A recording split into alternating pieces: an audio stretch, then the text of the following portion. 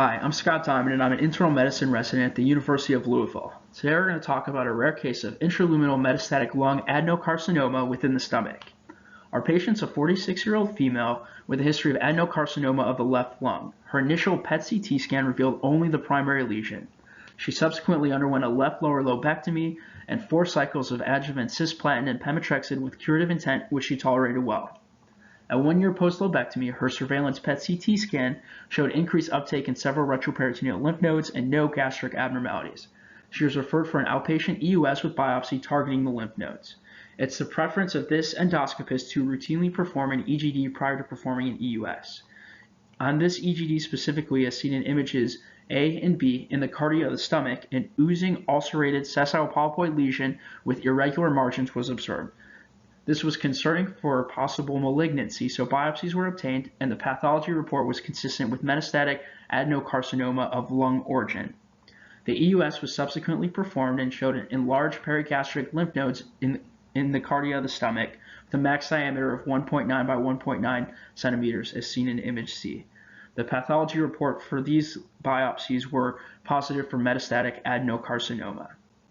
Patient was started on osimertinib 80 milligrams daily, and surveillance with serial EGDs and routine imaging is ongoing at this time. Our discussion is twofold, focusing on oncology and GI. From the oncological perspective, lung cancer metastasizing to the stomach is very rare. Of all gastric tumors, only 0.3% of these tumors were actually found to be metastatic in nature.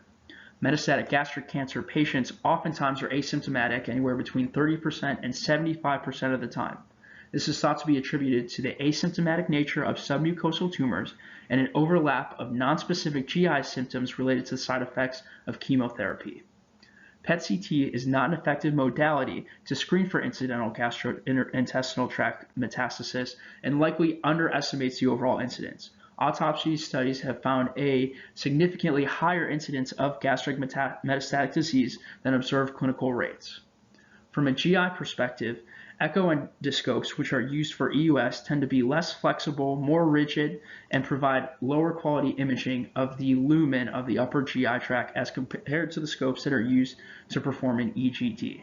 Performing an EGD prior to performing an EUS found clinically relevant luminal lesions of the upper GI tract in 20.5 to 29.7% of the cases, and 9.8% of these lesions impacted the subsequent EUS that was performed.